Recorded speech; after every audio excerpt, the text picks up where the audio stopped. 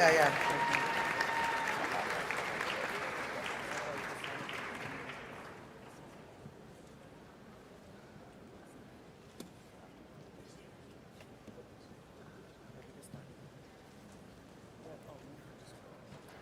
Free, free Palestine.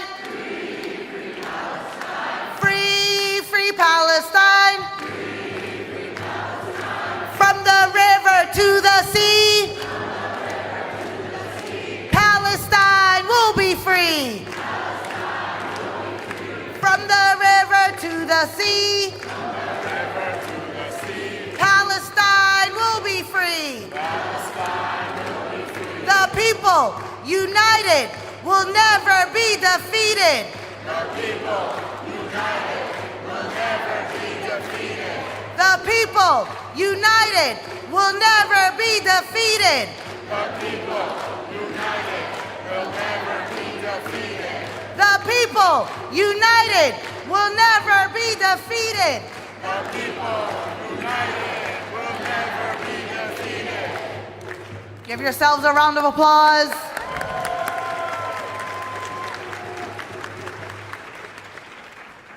We are moving into our final panel of the conference, followed by closing remarks from Rashida Tlaib and Bilal Muhammad. We will then hear closing reflections from Janan Awaida from PYM. Janan is also one of the many forces that made this conference happen.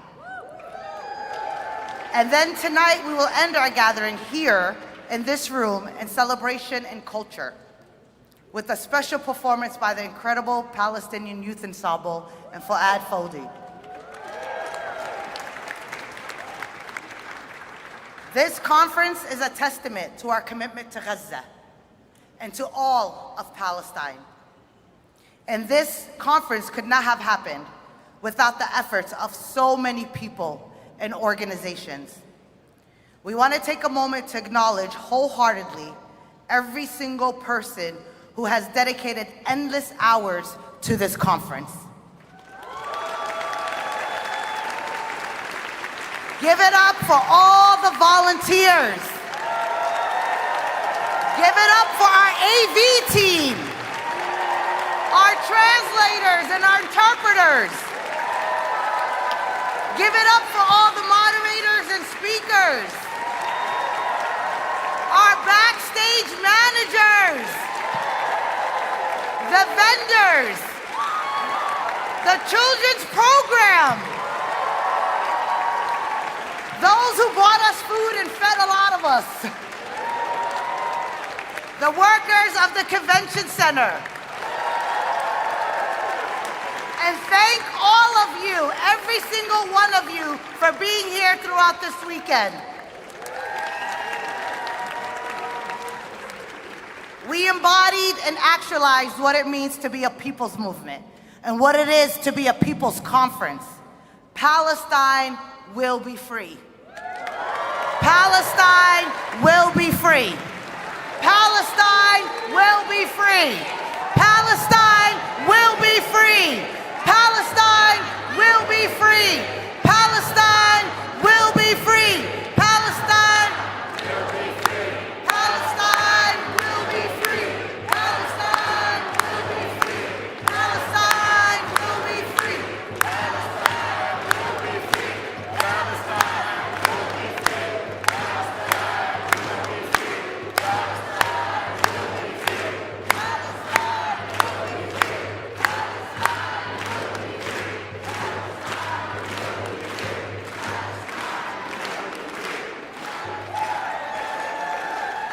Thank you. Thank you. Again, we are in the Anas Al-Sharif Hall.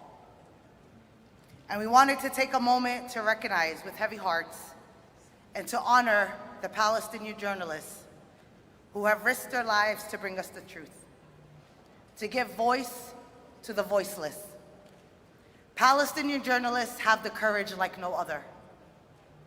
Their assassinations are not only tragedies for their families, for the community, and for the movement, they are profound losses for humanity.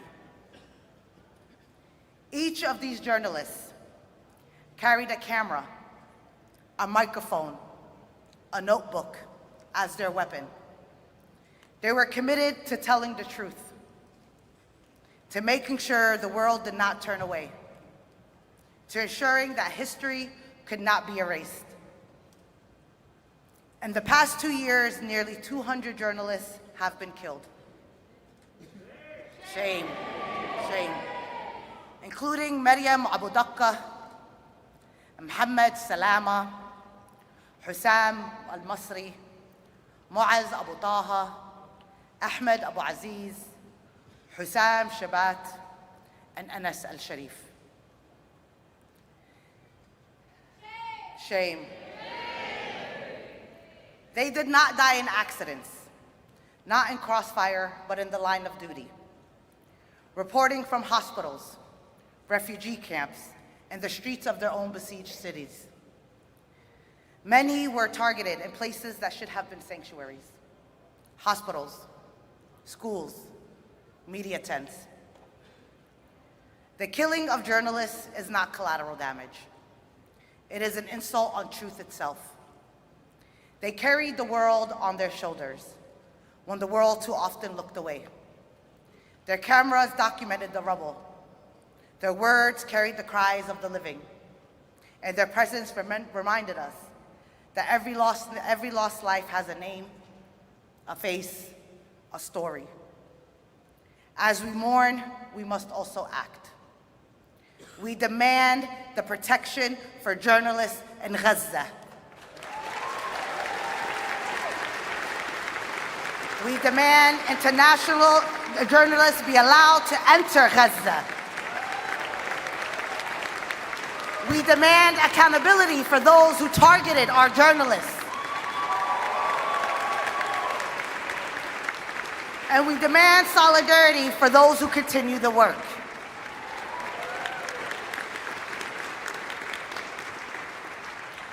We must ensure their stories do not end with their deaths, that their commitment to truth lives on in us. To honor the lives of the journalists is to refuse silence, to refuse erasure, and to refuse complicity. As Enes stated in his will, I entrust you with Palestine, the jewel in the crown of the Muslim world, the heartbeat of every free person.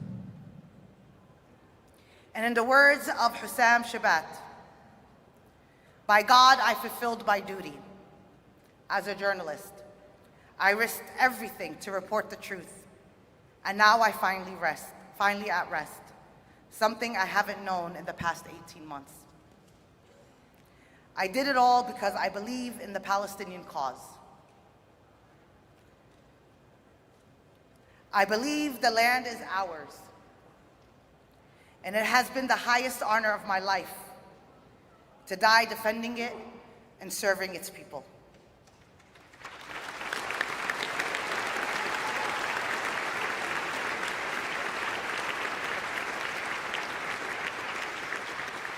As we close this weekend, let us carry forward their courage and unshakable bravery. And let us make sure the world never and cannot look away. And bearing witness is not enough. Our duty is to tell the truth. Our responsibility is to carry this movement forward with all the strength it demands. Thank you. ويا شهيد ارتاح ارتاح واحنا نواصل للكفاح ويا شهيد ارتاح ارتاح واحنا نواصل الكفاح ويا شهيد ارتاح ارتاح واحنا نواصل الكفاح. Glory, glory to our martyrs. Glory, glory to our martyrs. All our sisters, brothers, daughters. Glory, glory to our martyrs. our cousins, daughters, brothers. Thank you, thank you, thank you. So our last panel for this conference, titled Palestine Today, Struggle, Resistance, and the Path Forward. Palestinians continue facing settler violence, military bombardment and colonial expansion, and genocide across historic Palestine. This panel will examine the impacts of these conditions while tracing the popular, political, and other forms of resistance in response to the struggle for liberation, with attention to progress and setbacks. I will hand it over to our moderator for this panel, Tara Alami, from the Palestinian Feminist Coalition.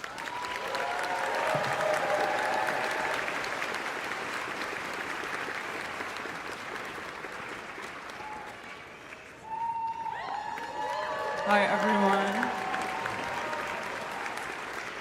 It's so humbling to be here again at the second annual People's Conference for Palestine.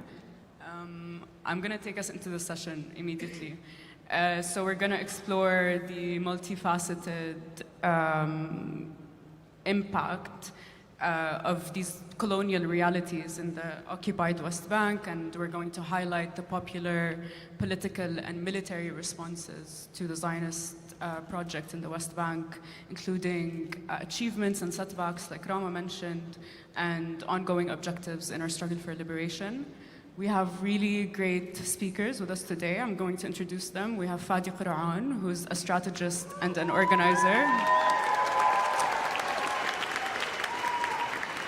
He is committed to building collective power in the pursuit of justice and freedom and dignity. He is a founder of Thiqa, which is an initiative that works on reconnecting Palestinian communities into networks of organized struggle towards a shared horizon of liberation. He's also a senior director at Avaz, which is one of the world's largest civic movements. He supports a global network of over 69 million people, from mobilizing for people powered change, and that goes from supporting communities resisting dispossession and ethnic cleansing in Palestine to Kenya, Amazon, and digital rights in Europe. And his experience includes being arrested by both the Israeli occupation forces and the Palestinian Authority. And so thank you, Fadi, for being here.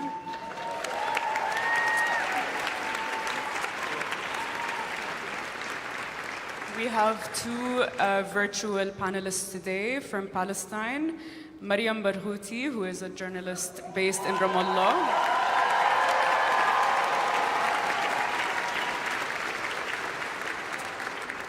She's covered the region for more than 10 years and is a policy analyst, researcher, and reporter. We also have Omar Al-Assaf, who is a freed political prisoner.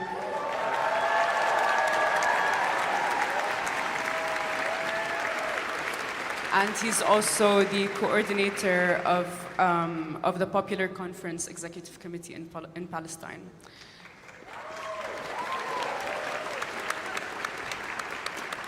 So I'll get started with Fadi with the first question. In the past 2 years, we've all been focused on the genocide in Gaza, of course, but we also understand that this is a total war on all of Palestine.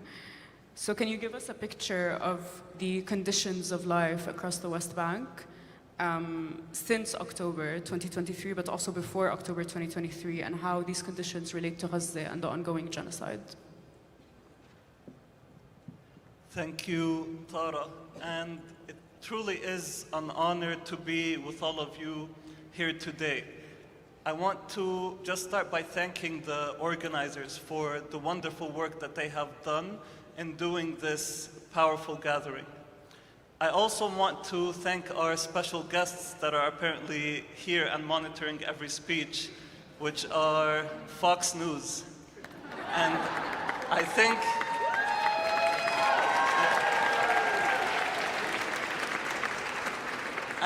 think it's actually a sign of the transformative power that Palestine has brought to the US that Fox News feel that they now have to monitor and try to smear these types of campaigns and activities.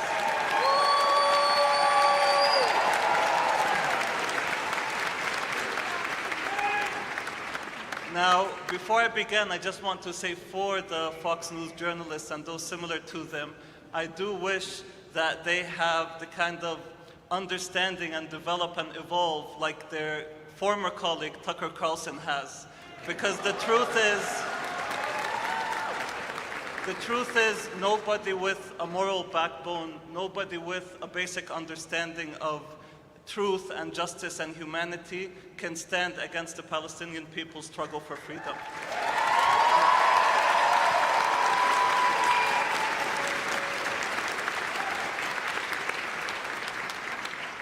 Now, to move to the topic at hand, it must be said that in this moment where our brothers and sisters in Gaza are being starved, are facing genocide by fire and by every different form of murder and oppression, that every breath we take, every moment of action we engage in needs to focus on ending their suffering and moving us towards liberation. So I speak about the West Bank in the spirit of what the West Bank can do to stop what's happening in Gaza first and foremost. Now, I also want to say that in this type of conversation, it's important not to shy away from the difficult questions. And I'm going to give you a sneak preview to what I'm going to end this conversation, this panel with, which is I am going to be calling for a Palestinian revolt, insurrection. But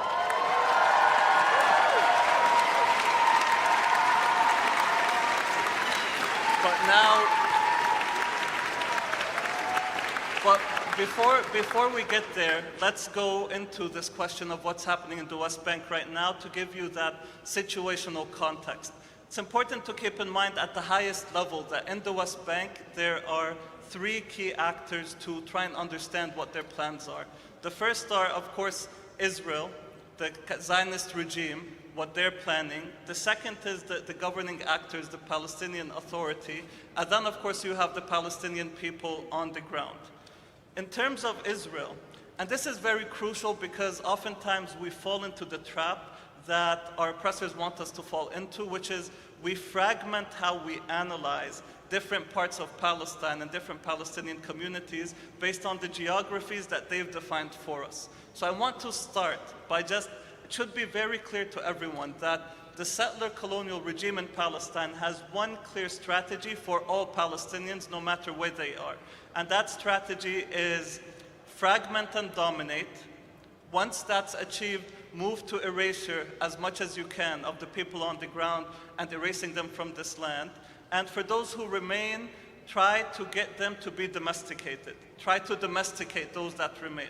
Now, Israel wants to do that to every Palestinian, whether they're on the ground in historical Palestine or even here in Dearborn. Now, the tactics that they pursue in terms of how to achieve this goal will differ because they are tactically smart and they'll use different tactics in different geographies based on what the context allows. In Gaza, the tactics are clear: genocide, starvation, etc., siege. In the West Bank, the tactics are also clear. In fact, they've been written in a blueprint document that's been developing since 1967. The most recent update has come from Smotrich. He calls it خطة الحسم, we call it in Arabic, or the decisive plan.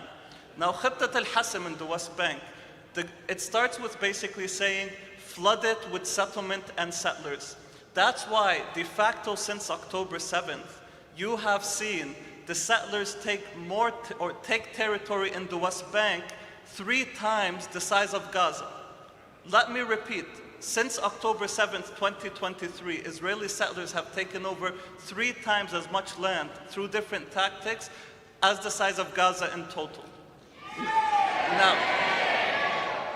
Now they're doing this through different means we can get to later, and I'm sure my former teacher and respected colleague, Mr. Assaf, will speak to. But what I want to go to is the second part of this decisive plan that Smotrich has in place, which is to destroy every iota, every example of Palestinian resistance or sumud on the ground in the West Bank. That means that they have been, who knows Masafir Yatta? Raise your hand if you've heard of Masafir Yatta. Whether it's in Masafir Yatta and the community there that have been facing erasure for the last decades, and then moving to expanding the violence, removing, killing more people there than ever before. Or what we've seen in Jenin and Tulkarim, and now we're seeing it in Jalazon and in other refugee camps across the West Bank. Everywhere where there are Palestinians resisting, they are trying to erase it from the map. So in Jenin and Tulkarim alone, more than 60,000 Palestinian refugees living in those camps have been kicked out of those camps, and they're demolishing the camps. If you travel to any of them, it looks exactly like Gaza. And I'm sure the wonderful Maryam will speak about that more. The third part of Smotrich's plan for the West Bank is essentially what he wants to do to Palestinians in the West Bank, give them three options. This is what they're moving towards. Option number one is they become like what happened to Palestinians in East Jerusalem, foreigners on their own land. They don't have any civil rights, they don't have any government, they don't have a passport. They're just seen as foreigners, between quotes, on their own land that have to live based on what Israel defines as acceptable or not acceptable for them. If they don't like that, their second option is to immigrate. And if they fight option one or option two, the third option, erasure, genocide. This is written up in this plan, and you can see it being executed. Just last week, they decided to move towards fully annexing and expanding and building settlements in the E1 area around Jerusalem, which means that they're going to be completely dividing the West Bank in half, pushing more Palestinians into the ghettoized areas, and essentially making any opportunity for Palestinian contiguity lost with Jerusalem. So the other actors, and it's important to name this here, is the Palestinian Authority. Now, in the context of the Palestinian Authority, let's first start by saying when the genocide started in Gaza, when we had the Ma'madani massacre, the first attack on a hospital, tens of thousands of Palestinians across the West Bank came into the street. And they were not suppressed by the Israeli army, they were suppressed by the Palestinian security forces. Five Palestinians were killed in those protests. And this is sadly, and it's not, the goal here is not to, of course, say that everybody and anybody employed by the Palestinian Authority is bad. But there has been a decision on the top levels of leadership of the PA that has been to suppress any movement of Palestinians to challenge the occupation on the ground. We've seen it, school students that I was engaged with and who were planning protests in the West Bank, they got threats from the Palestinian intelligence agents basically telling them, if you continue to protest, and we're talking 15 and 16-year-olds, if you continue to protest for Gaza, we'll arrest you, and they've arrested and beaten a few, or the Israelis will come arrest you. So they've threatened their parents. We all saw when they went into Jenin, many Palestinians were killed there.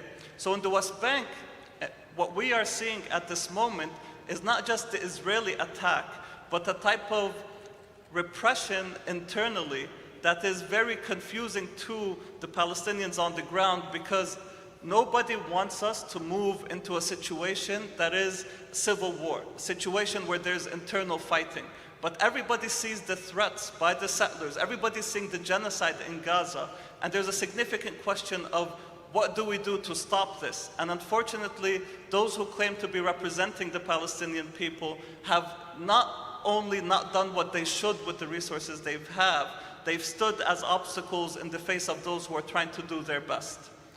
And this takes me to a core and the final piece of this answer before we hand over to other speakers, which is, as Palestinians right now, and as people who support Palestine and are allied with Palestinians across the world, there is a crucial question that we need to be asking ourselves in the West Bank, but also in 1948, in the Shatat, in Jordan, in Syria, in Lebanon, and elsewhere, which is, how do we act in a form of unity of struggle that can prevent us from facing what we faced in the Nakba all across areas of Palestinian existence and losing 10 to 20 years of our times, of our lives to try and rebuild our liberation movement.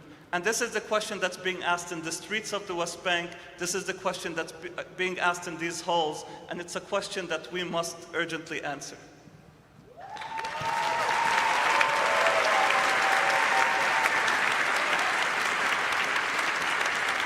Thank you, Fadi, for giving us an introduction into the political reality on the West Bank. I'm going to transition to Mariam Barghouti. Mariam, we've seen increased military raids into the refugee camps, specifically in the northern part of the occupied West Bank. Can you tell us more about the significance of this geography to the Zionist project and what political objectives the occupation is trying to achieve in the north of the West Bank? Yeah, thank you, Tara, and thank you all for having us here and for getting together. It's a big Mariam, question. I don't think. I'm not sure Hello? if it's AV or if you're muted. Can you hear me?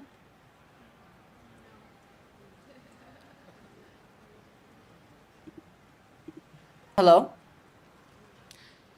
We can transition to our next speaker while we figure this out. Ustaz Omar is a freed political prisoner, like I mentioned, a teacher, and a very popular figure in We can hear her now? Okay. Mariam? We're good, we're good.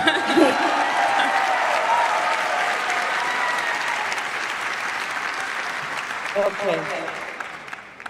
Thank you, Tara. Thank you all for having me. So in relation to what's happening in the West Bank, especially in the northern areas, you need to remember that after 2021, specifically after the great prison escape by 6 Palestinians in September 2021, a lot of them were from the north, right? Areas like Jenin. After that, we witnessed a rise in armed resistance in these areas. Historically, these areas have been hubs for Palestinian armed resistance because they are central to the Palestinian refugee question. You know, places like Jenin refugee camp, Tul Karam refugee camp, they're not like the PA, as Fadi mentioned, where they will quell Palestinian resistance. These are their sons, these are, you know, their community men that are fighting back against a very real and harsh occupation, especially after COVID, where there was no employment opportunities, there was closures of streets, expansions of settlements. So they rose up in armed resistance very bravely. And so Israel's targeting of these areas is to quell Palestinian resistance. It's the same way why Israel is trying to carpet bomb Gaza into non-existence. It is to kill that spirit in the Palestinian, that hope that you can actually fight back. You know, the Israeli monster that's in our head, that's indefeatable, as colonial states tend to illustrate themselves with that kind of power. For the North is a very important part for Israel's show of dominance and show of force. But it is also one of the last remaining parts that serve as capacity for Palestinians. The Palestinian Authority, the only armed group in the West Bank, and it is specifically armed to quell protests, not to defend the people, does not intervene when it comes to settlement expansion. And you need to remember that areas like Jenin and Tul Karam, compared to areas like Ramallah, had less concentrations of Israeli settlements. After the near quelling of Palestinians' resistance, armed resistance in Jenin and Tul Karam, right now we're witnessing an expansion of Israeli settlements that weren't there otherwise. And if you look at the north, it acts as the final barrier for Israel to engulf what remains of Palestinians. So slowly just pushing people into the center. Areas like Ramallah, again, we're witnessing more and more people coming to Ramallah from Jenin to Karam to Bas because life is becoming so unbearable there. So they're going to try and concentrate us here in a similar fashion that they did in 48, where they started concentrating Palestinians in these small towns. Think al-Fahm, the Triangle area in 48. They just pushed all these Palestinians to these areas. So it acts as a core place for Israel as a colonial state. Places like the US, that's how they expanded first, coastal areas, and then they moved to the core. فإحنا were the last frontier in the face of Israel. West Bank, and namely in the northern areas, because after that, khalas, that's it. You only have the center. And now what we've seen with the Ma'ali Adumim E1 expansion of settlements, even areas around Jerusalem aren't going to be there anymore. So that's what's happening in the north. And the primary cause of it is Israel doesn't want refugees. They're the spine of the Palestinian movement, refugeehood, right? The right of return. So they kept pushing Palestinians out of the refugee camps during the times of armed resistance by creating hostile environment. And when that failed, what we're seeing today is the destruction of the camps, pushing them more into the city, letting them assimilate into that kind of life and to forget that refugeehood. So that's the significance of it, and that's what's happening. Now, again, what are Israel's political reasons? We all know this, and they say this very clearly. They want to build the greater Israel. They don't want Palestinians here. There is no other way to say it or explain it. That's the colonial plunder that is there. Erase and replace. So that's the significance of it. And then I think we can move to Omar and clarify better with answers. Questions?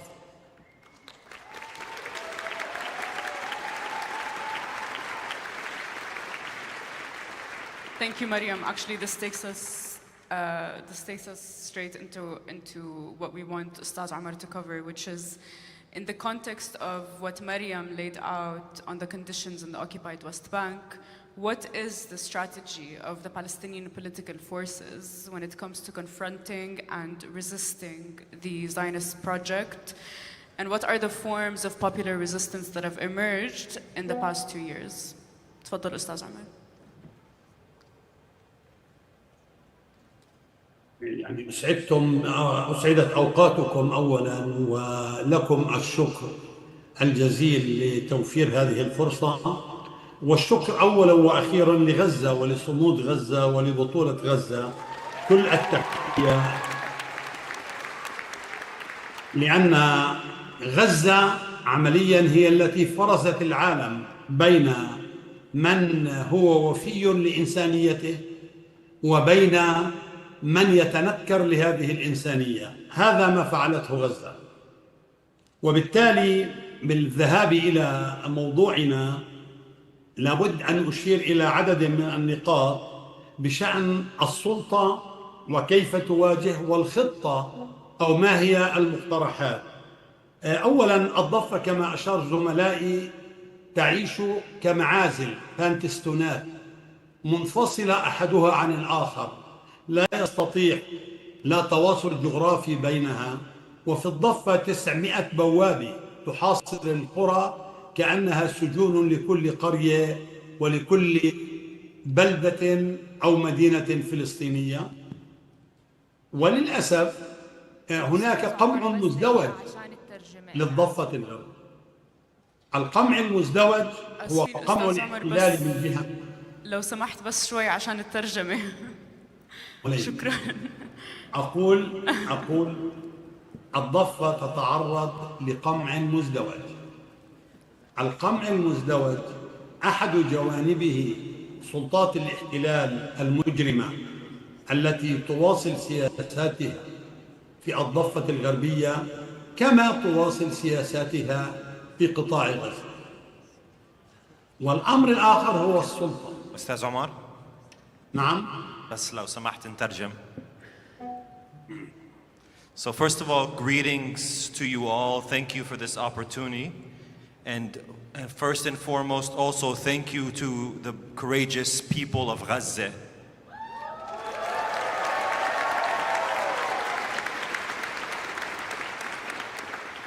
The horrors that have taken place in Gaza has split the world into two, those on the side of humanity and those against it. And I would like to make a few points regarding how we understand the situation in the West Bank and what are the steps moving forward. First, we must understand that the West Bank has been essentially fragmentized. It's been separated out, its cities, into Bantustans. And the settlements themselves act as essentially a siege around the different areas of the West Bank, almost as prisons. And the repression that has taken place, that we've witnessed in the West Bank, is one of a dual strategy. And it's, in fact, the politics that have been implemented, what we've seen happen in the Gaza Strip, is the same that what we're seeing essentially in the West Bank. الجانب الآخر من القمع هو السلطة، ويقول البعض عندنا أن لا قيادة لدينا. أنا أقول لو لم يكن لدينا قيادة لكان الوضع أفضل في مواجهتنا للاحتلال، لأنه لا يوجد حاجز بيننا وبين الاحتلال كما كان في الانتفاضة الحجارة الكبرى عام 1977. ولكن السلطة اليوم هي تقف حاجزاً أمام الشعب ومقاومة الاحتلال. Secondly, I want to speak about the repression and particularly the Palestinian Authority. Some would like to say that the Palestinians have no leadership, but what I will say is that it would be better if we had no leadership, because essentially what that would mean is that we would be in better position to confront the occupation, because we would not have a fence or a barrier between us and the occupier, and so we can confront it.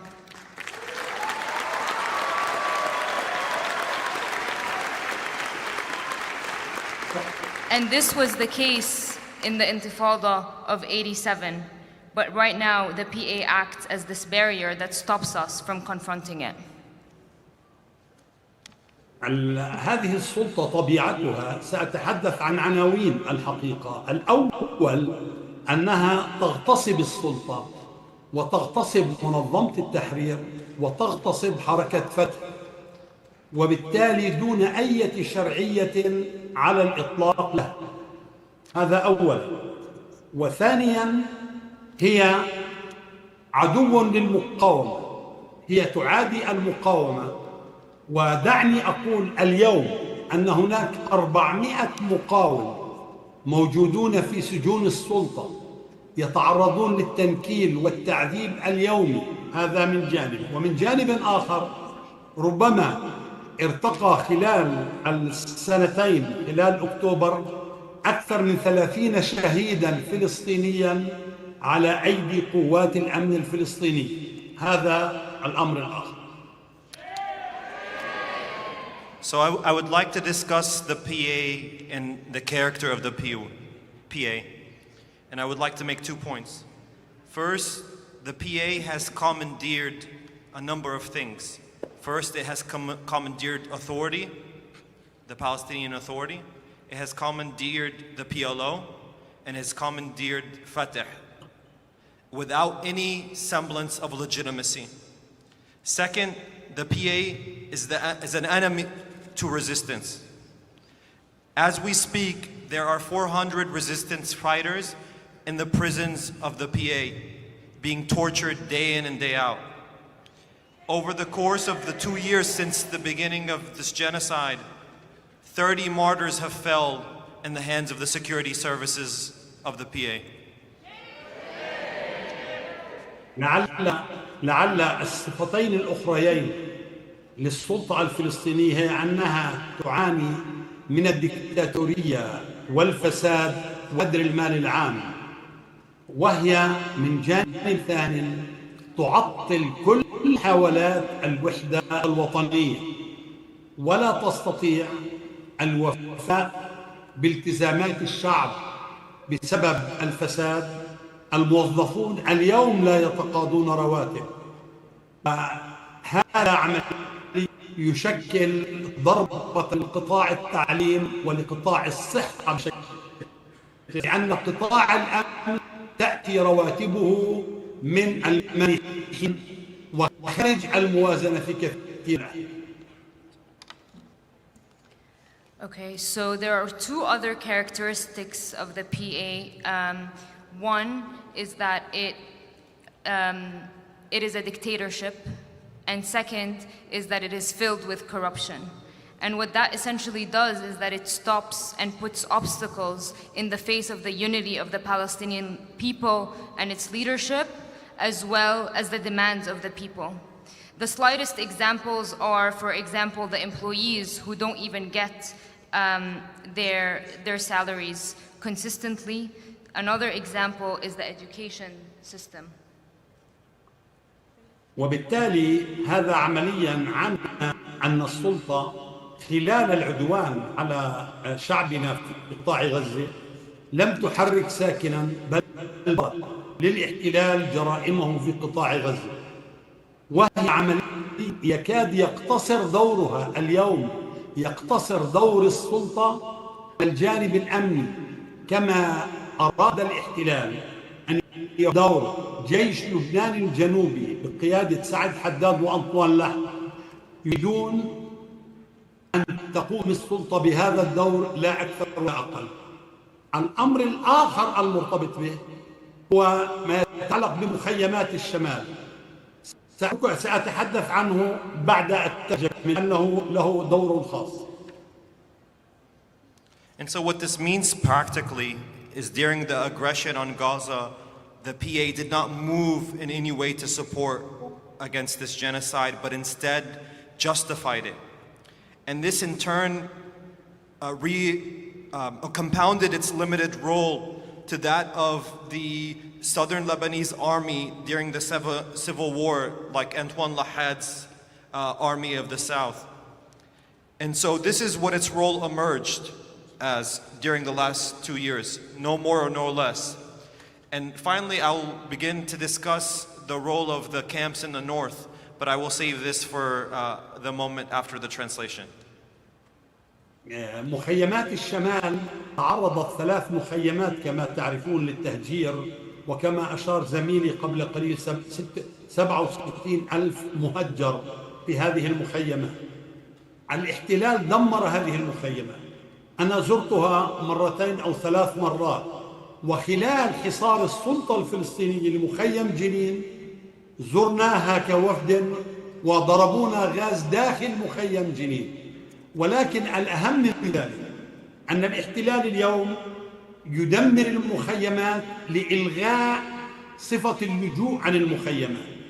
وكيف ذلك؟ بتحويل المخيمات إلى ضواحي لمدينتي طول كرم وجنين 1 و2، أن يمنع عودة أي مقاوم أو كل من هدم بيته إلى المخيمات. هذه المسألة الثانية. المسألة الثالثة، ممنوع أن يكون هناك دور لوكالة الغوث في المخيمات. ورابعاً، تتواجد الشرطة الفلسطينية في المخيمات.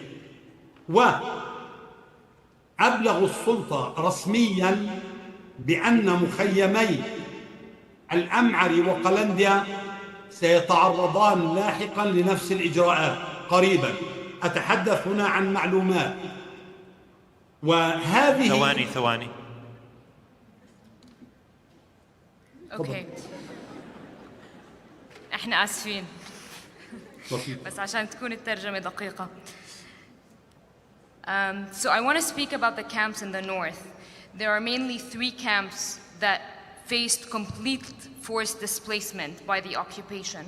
67,000 Palestinians were removed forcefully from their homes in the camps and removed. I personally visited these camps, and we went as a delegation at the time when the Palestinian Authority sieged Jenin camp, and we were actually faced with tear gas by the Palestinian Authority. Most importantly, these camps were completely damaged and all the homes were demolished. And what they're actually trying to destroy is not just the camps themselves or the homes, but rather the idea and the political objective of return that is so essential in our struggle. So I want to speak about a few things here. One, which is that they've turned these places into small bantustans that are essentially empty and completely sieged. Second, they're not allowing anybody to return to these camps, including a lot of the people in the resistance. Third, they're not allowing the UNRWA to function within these camps. And four, the Palestinian security services are completely controlling these areas. And I want to give more information, which is that the PA is about to also be involved in forcefully displacing and destroying 2 other camps, Al-Am'ari and Qalandia. And what I'm saying is information, it's not just analysis. الأسبوع الماضي قبل أسبوعين راح فينزل اللي هو محل دايكون في الضفة الغربية مع وزير الداخلية زياد بالريح مع محافظ طول كرم كمين من وراء ظهر وكالة الغوث وبرغبة المخيمات ليؤكدوا إعادة هندسة المخيمات. هذا ما كنت أود أن أضيفه عن المخيمات. الأمور الأخرى السريعة سأتوقف عندها سريعا، أن الضفة الغربية مستباحة.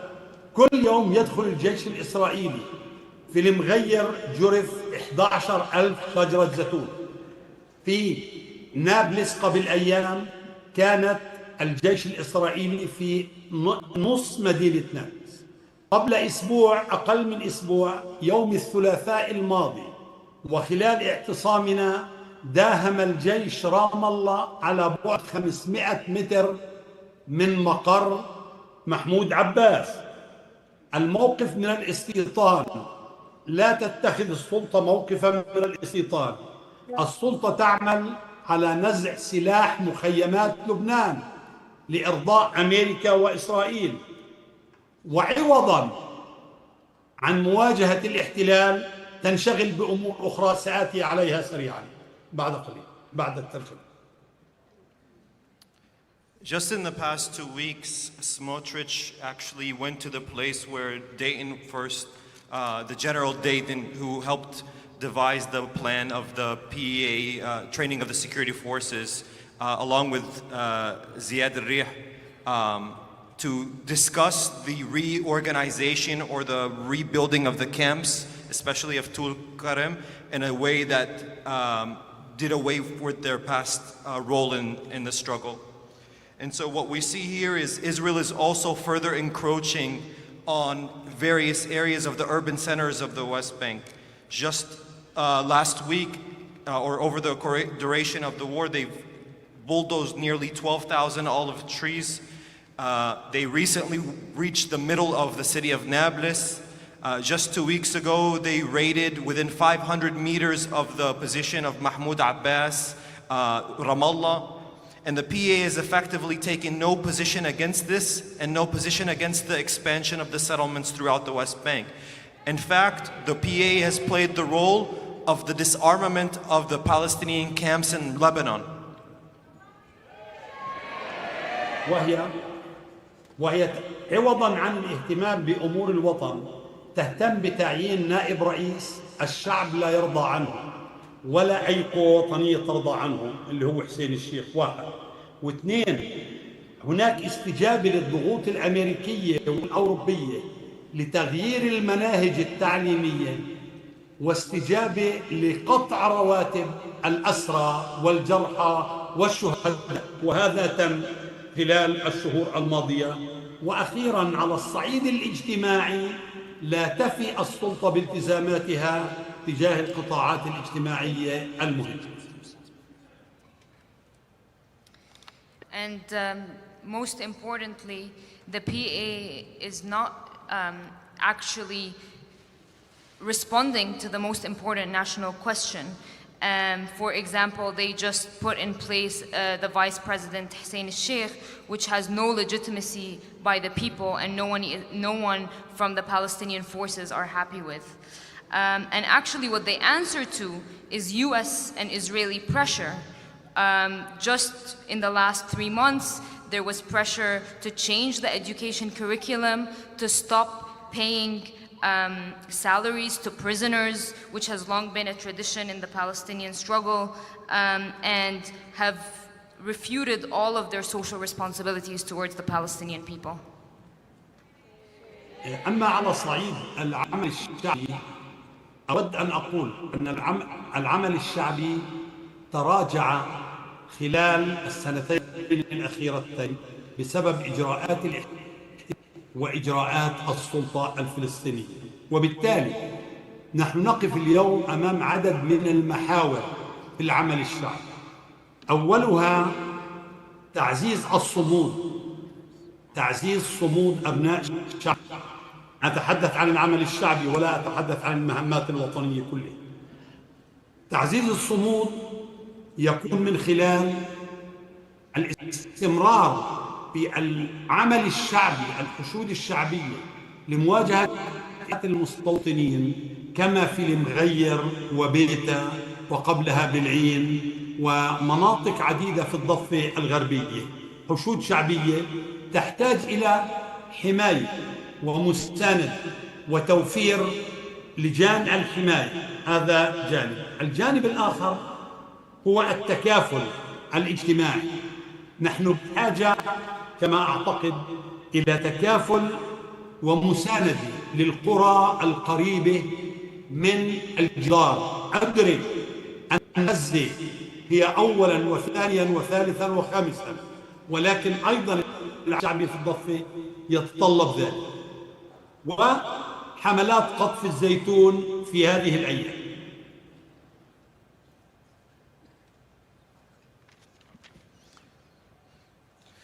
So I will now turn to the question of popular work or popular participation or resistance.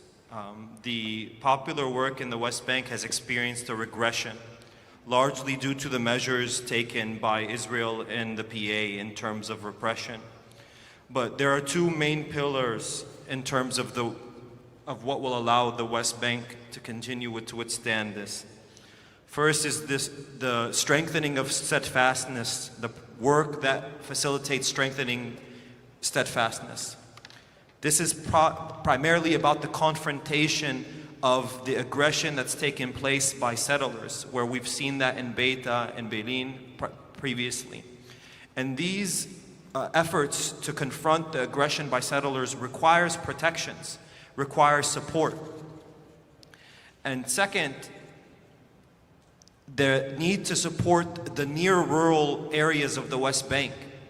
There's a huge demand for this, especially around the olive campaigns, and for us to strengthen and support them in a very direct way.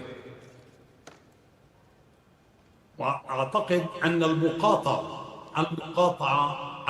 BDS تشكل محورا رئيسا بمختلف جوانبها، لا مجال للحديث بالتفصيل، الاقتصادية والأكاديمية والإعلامية غيرها، كثير من المجالات لابد أن تتسع عملات المقاطعة طلابيا وإعداد قوائم بالبضائع الذي ينبغي مقاطعتها لتتحول إلى يومية. هذا واحد. اثنين، ينبغي أن نهيئ الظروف في الضفة لاتجاه نحو الإضراب الشامل والعصيان المدني، وهذه أمور تتطلب استعادة دور الاتحادات والنقابات الشعبية.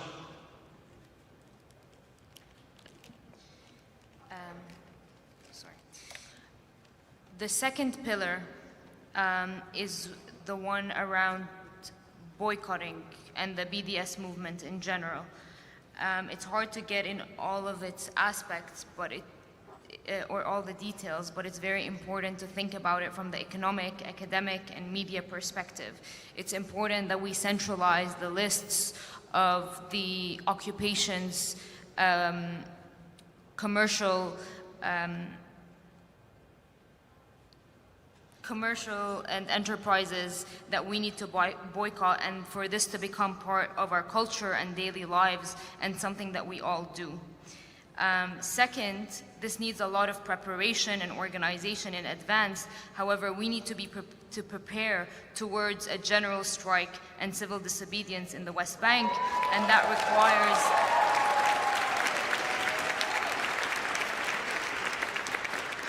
that requires the rebuilding and the cultivation of the popular unions and trade unions.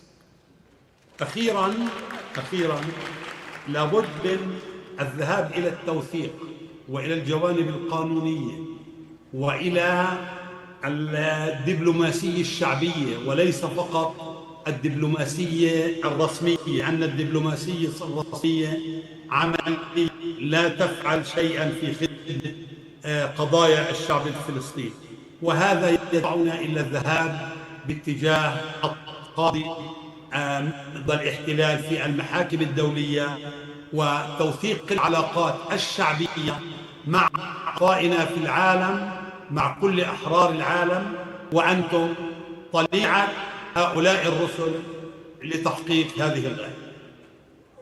شكراً.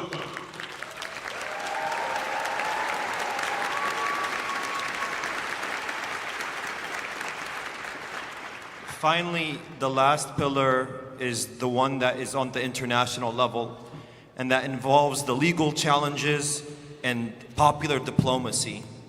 Not formal diplomacy, because formal diplomacy has done nothing to serve the Palestinian people, but the connections between people on a political level across, on an international level. And this obviously also includes cases, the international cases brought against Israel and its genocide. But most importantly, it's about the important task of building with the free people of the world to support the Palestinian people. People like you to serve as the vanguard of the Palestine movement internationally. Thank you.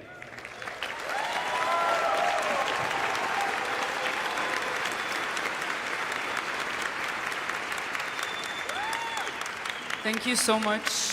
Thank you so much for giving us an idea of the challenges that we will face ahead as a movement for Palestinian liberation. My next question is going to be to all three panelists.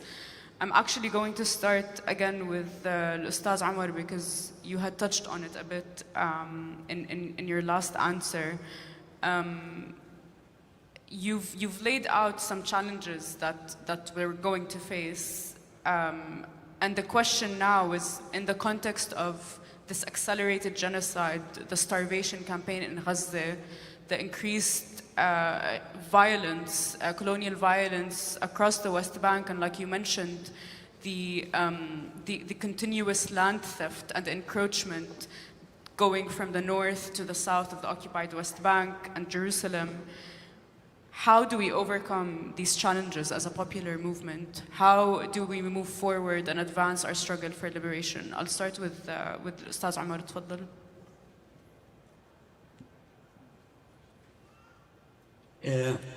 يعني سأعيد هيك ذكر أهم التحديات.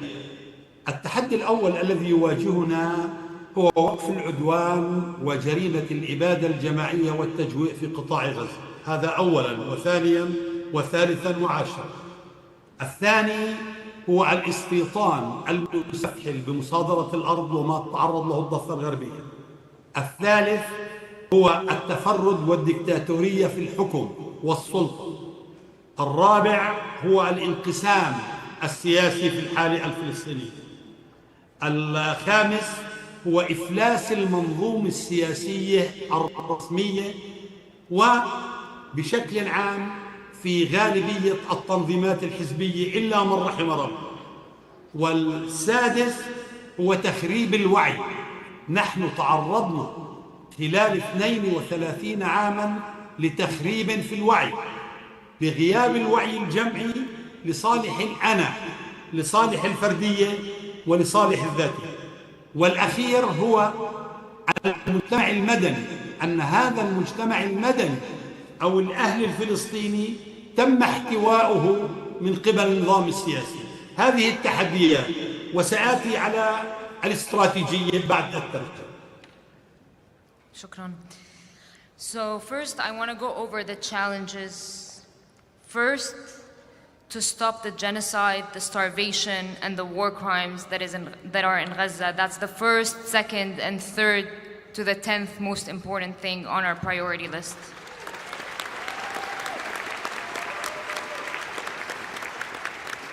Second, to stop the settlements and the confiscation of land that is consistently happening by the occupation. Third, to stop the dictatorship and the authority that is taking over our leadership. Fourth, to end the split in the political leadership and factions of the Palestinian factions. Fifth, to end the corruption that is taking over the leadership. Sixth, and this is very important, is the question of the consciousness of the Palestinian people. For 32 years, we have been, our consciousness has been targeted as a collective Palestinian people. And without this collective consciousness, what has been left is the individual or the self and the ego versus the collective, which would drive us into liberation.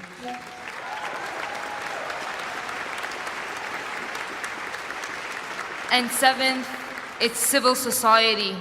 And there has been a huge effort in limiting the role that civil society can play and the popular role that our people can play in the struggle.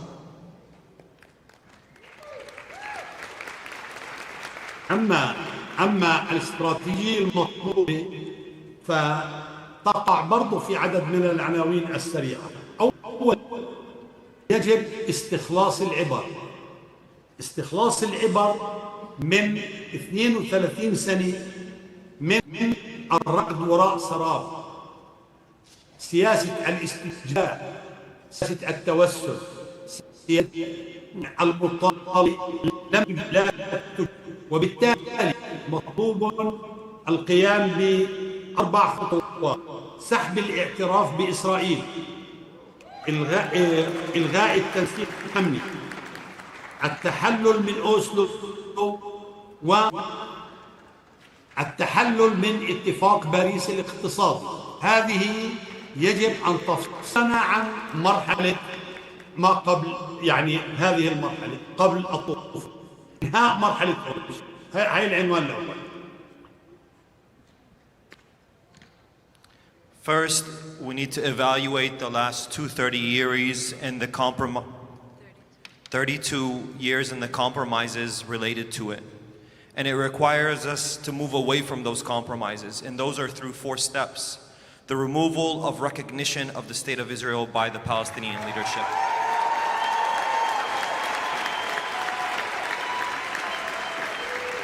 Second, the ending of security coordination between the PA and Israel.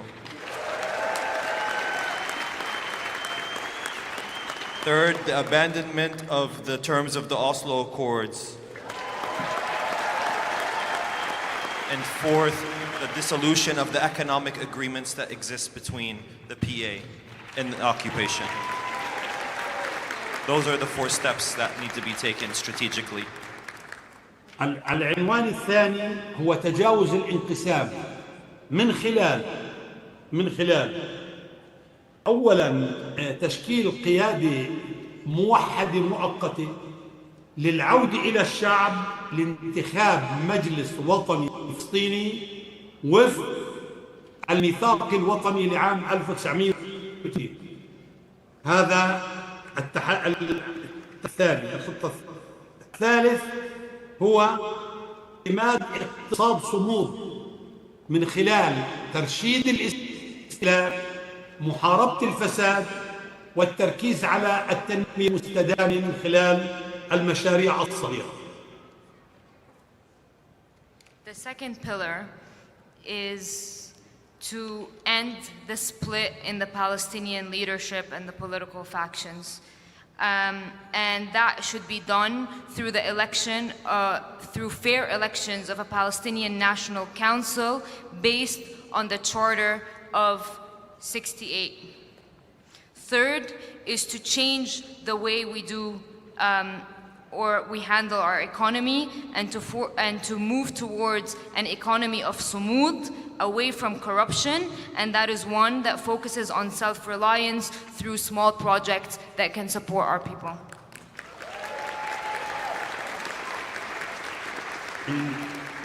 النقاط الثلاث الأخرى هي التالي: توظيف الدبلوماسية والعلاقات مع شعوب العالم ومع الامتداد العربي والإسلامي بشكل فاعل من خلال إعادة النظر في كل العلاقات الخارجية والبعثات الدبلوماسية الفلسطينية عمليا في دول العالم. الثاني هو فك الاشتباك الأمني بين الشعب أو بين السلطة والشعب، أي وقف التعديات على الحريات، وقف الاعتقالات، تحريم الاعتقالات. والنقطة الأخيرة الثالثة هي أن نعتمد إدارة ميدانية لا مركزية بتشكيل لجان الأحياء، لجان المخيمات، كلها تكون منتخبة.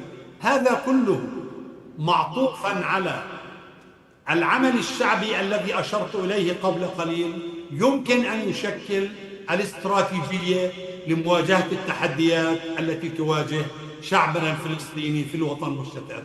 شكرا لكم ثانيا.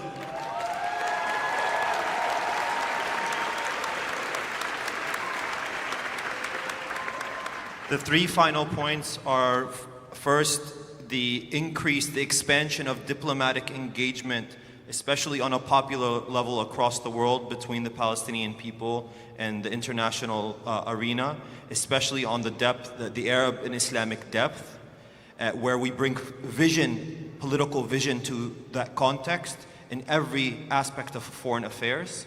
Second is the severance of dynamic of repression between the PA and the Palestinian people, that complete end to arrests of people for freedom of expression and engagement in political activity.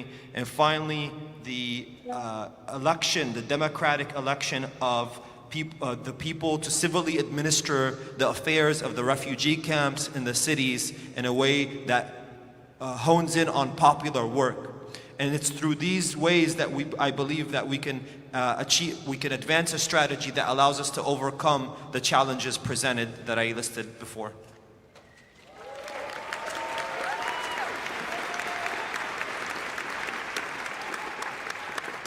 Thank you so much. Mariam, we'll move on to you next. Same question. Same question. What are the main challenges and how we can overcome them in terms of the Palestinian national question? It's such a loaded question because, I say it in that this is only what I see, my own analysis as well based on a lot of things I hear.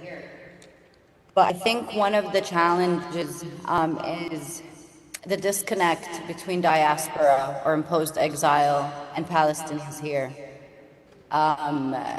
There needs to be more communication and understanding what is happening on ground, understanding capacities abroad as well, and to fill that gap, right? Because as I said in the beginning, part of Israel's strategy is divide and conquer. We have been divided, but we can stop the conquer part. I think that's what the first challenge. And the second challenge is, and forgive me if I'm being cynical, but we romanticize way too much the idea of struggle. And I think that's the difference of what I've seen in the refugee camps with, the men and women that fought back against Israel, and a lot of us Palestinians, that there's this romantic idea that struggle is easy. We speak about liberation, but are you willing to go the lengths for liberation? We speak about justice, protecting human life, but are we willing to protect human life, even if that means risking your job, even if it's risking friends, even if it means risking your comfortable life in the US and hauling family back to the West Bank, to the villages that are very much empty now? As a journalist, it used to kill me to see that, because truly we are being displaced. That is the number one challenge, is to be able to remain and not have, Israeli expansion on the land. It's settler expansionist project cannot go through. I think that's the second challenge, is to break and rupture that romanticism, or at least to tag team. Some people can come from the U.S. here and have some Palestinians here go out, take a break. It's okay, but that needs to really be brought out. in terms of our capacity as Palestinians. And I think the third challenge is also not continuously, is to, right? To not keep just telling the international community, you need to mobilize, offer them the direction, to keep showing them the path, and forgive them for whatever ignorance, but educate so they can't claim ignorance in the future, show them the products to boycott, show them the weapons factories that are in their own neighborhoods and communities, so in the future we hold them accountable. It's not they didn't know, they allowed it to happen. So this kind of rupturing of the barrier, because as Palestinians, in Gaza, or Palestinians that are survivors or killers with Israeli citizenship, it's really hard to take on that task, to educate. So to also, do that abroad, and to begin holding ability. I think those are the challenges that we must overcome, and how we overcome them that's a really big question. One of them is we need to begin talking to each other. I've noticed, at least in a lot of the mobilizing efforts, even abroad, they're amazing and they're incredible and they give so much hope. But there is, the concern and the worry that perhaps those of us that have mobilized in the past aren't extending our lessons. So I'm seeing a lot of faltering into very dramas, for example, and I'm just going to be very honest and real, but silly dramas that happened on personal accounts, and so you need to focus. Lives are on the line, so we need to focus our shed yourselves of egos. It's not about the credit, it's about protecting, and that's a very real thing.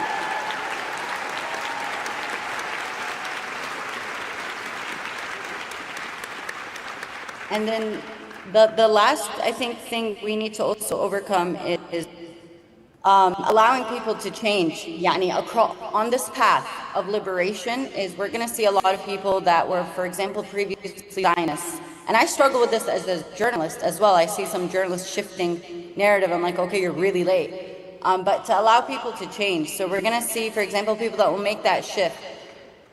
We need to allow them to make that shift. It's our way of moving forward as well, and thinking about it. And then the last thing is start imagining liberation that is on the tactical level. How are we going to rebuild those villages? How are we going to account for the younger generation and honoring the older generation? How are we going to register and distribute lands? What is the banking system or financial system that we want? What is the social system that we want? Putting that in order will help us move forward, where our goal is no longer just ending the colonialism. It is being free and living freely. So taking that agency of us. And I know as Palestinians also, maybe we say a lot, we can be reactionary. So to think in a different way, I think that's what I have to offer in terms of suggestions and answers. Thank you so much. Thank you, Mariam. Please, Fatih, go first. Thank you, Mariam, Ustaz Omar. They spoke two key challenges. I want to start by saying there are two key questions that we need to answer. The first is, how do we go from a century of ongoing Nakba and genocide and enter the decade of liberation? And I want to say that we can enter, this can be the beginning of the decade of liberation, because the opportunities that exist, sometimes if we get stuck in the obstacle brain, we don't see the opportunities. And I just want to tell you right now, those who support Palestine, some of the opportunities, Palestinians and those who support Palestine in the diaspora have liquidity of over $500 billion and are donating about 10% of their income to support the cause. So we have financial resources. In terms of youth energy, I've traveled and met with Palestinians, not just in the West Bank, not Palestinians from Gaza, Palestinians from 1948 in the diaspora. The skills and resources that are present within our community are enough to liberate Palestine.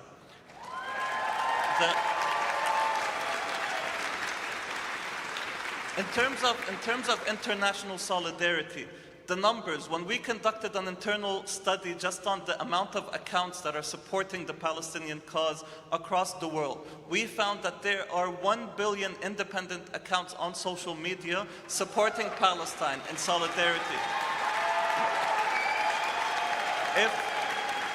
If you compare that to Taylor Swift, the Super Bowl, Beyonce, Messi, Ronaldo, there's no brand, there's no topic on the face of this earth that has the loyalty and support Palestine has.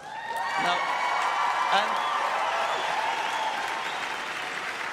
and last but not least, it's important to also know the amount and ability and ingenuity of Palestinians to engage in sumud on the ground. In Jenin, when they dug out the roads, you had people build ambulance motorcycles to go and find people. They create new things. In Gaza, people have built wells. In Masafir Yatta, people have, and Turmus Ayya and Mghayr and elsewhere, people have found ways to repel the settlers to stop them from attacking. So we also have the ingenuity to be able to stop this.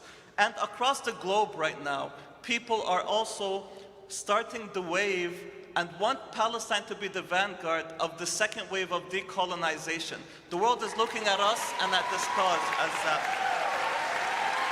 So listen, we know and we see that existentially, viscerally, we feel it in our bones that this is a moment to seize. And if we don't seize this moment, we may cease to exist.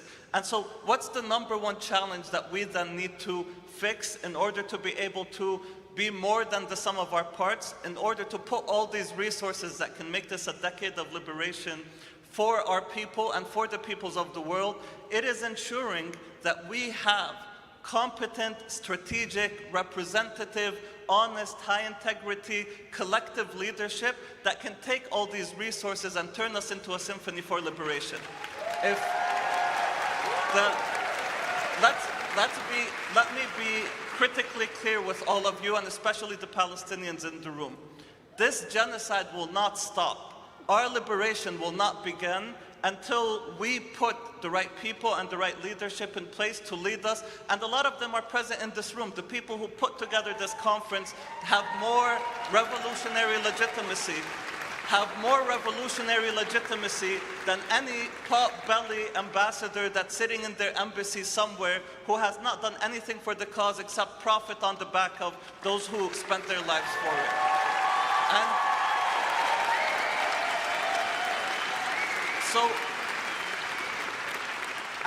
And this is a sensitive subject, because how do we start the Palestinian revolt, this transformative moment, make this the decade of liberation, and also increase our cohesiveness, maintain our unity?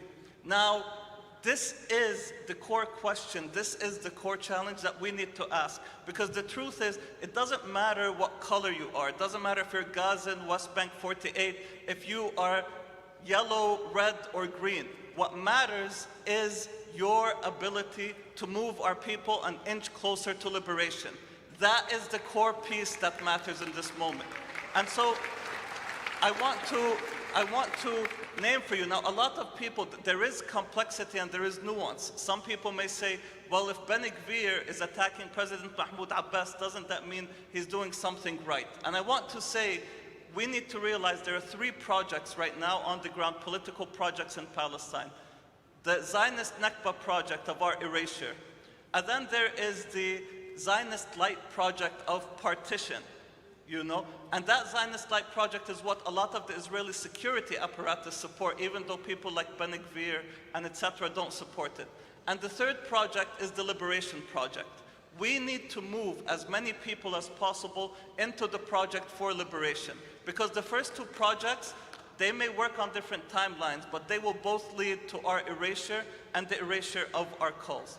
So this, now with Fox News and others like them present in this room, we can't go into how do we engage, how do we lead, how do we create this tsunami revolt for the Palestinian people in detail. And the truth is, anybody who tells you they have the answer, whether me or so forth, is lying to you. Because the only answer can happen and can come collectively, deliberatively from all of our wisdom. But we need to start looking for that answer right now. And so my call to action for all of you, if we want to stop the bloodshed in Gaza, if we want to liberate Palestine, if we want our people to live in freedom, justice, and dignity, and if we want to create a world where all humans have dignity and where all the tools of oppression are broken, let's start by answering that question. And so let's talk about this. Come speak to me. Let's create those spaces. And thank you again for all this time. Thank you.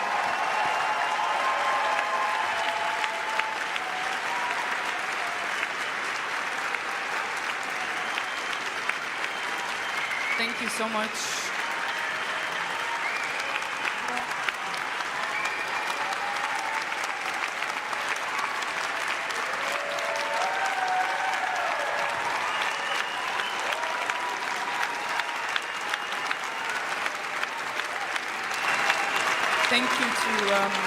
Thank you, Fadi and Mariam and Ustaz Omar for the political clarity that you offered today. I think one recurring theme that definitely stood out to me, and I'm sure everyone else, is the role of the PA and the political elite in Ramallah in stifling resistance and building a project that exchanged the original revolutionary program of the PLO into a state-building, reactionary, political spectacle that is founded on compromise. And that is, to me, emblematic of the class contradictions that exist within a colonized nation in which a section of the national bourgeoisie becomes the lackeys of the colony. And I think you all illustrated really well why the geography of the West Bank is something that we all need to understand in order to understand the strategies of the Zionist forces and the Zionist political project and its imperialist sponsor in encroaching on our land, stealing resources and exploiting our people and land through this colonial project. And I think Mariam illustrated this really well. It's really the refugee camps that keep, they're where the idea of return is the most alive. And they're where the contradictions of colonialism are the sharpest.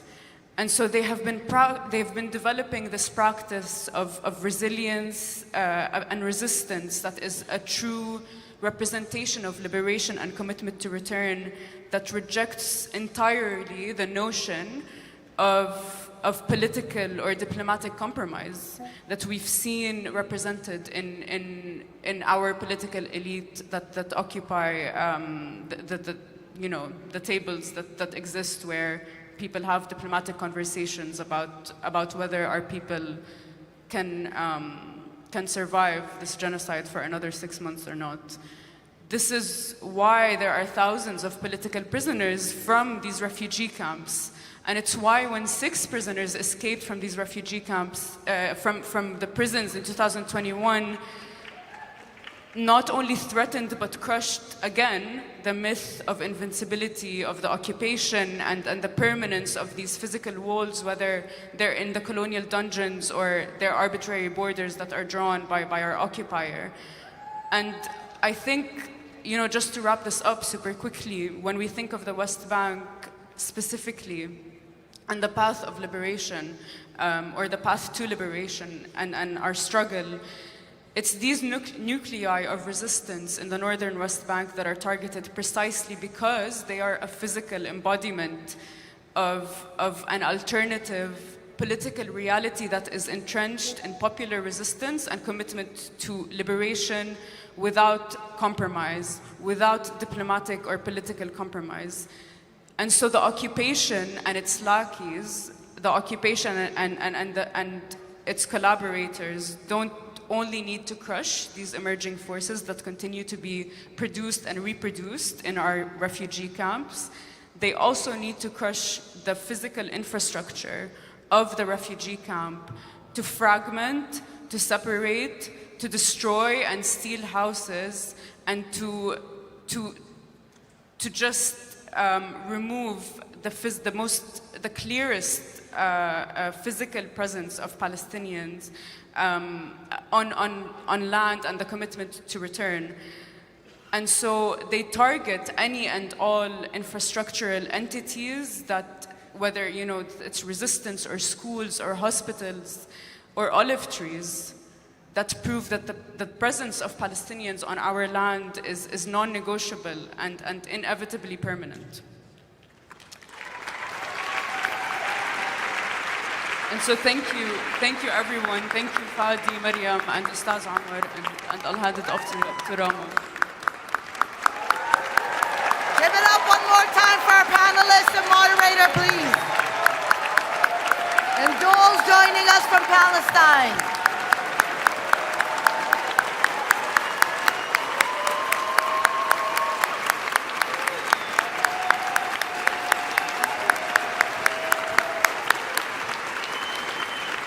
Thank you for grounding us in the realities. Thank you for grounding us in the realities Palestinians face, for lifting up the struggles and the paths ahead, and for reminding us the urgent task before us here in the diaspora. Give it up one more time for the panelists. We are going to take a short break. Be back in this room. We have two champions of the people joining us here at 5 o'clock in this room. Bilal Muhammad and Rashida Talib giving us their closing remarks. Join us back here at 5 p.m.